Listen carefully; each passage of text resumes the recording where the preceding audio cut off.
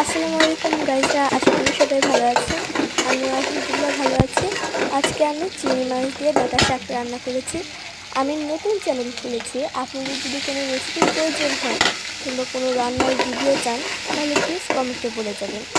এখানে আমি প্রথমে পেঁয়াজ এবং চিংড়ি মাছ ভেজে নেব। পেঁয়াজ আর চিংড়ি মাছটাকে লাল লাল করে ভাজবো। পেঁয়াজ আর চিংড়ি মাছ যদি ভাজা হয়ে যায় তারপর একটু মরিচের গুঁড়া, লবণ আর সামান্য একটু হলুদ দিয়ে দেবো। তারপর মরিচ দিয়ে নাড়াচাড়া করে নামিয়ে নেব। তাহলে আমাদের ডাঁটা শাক হয়ে যাবে।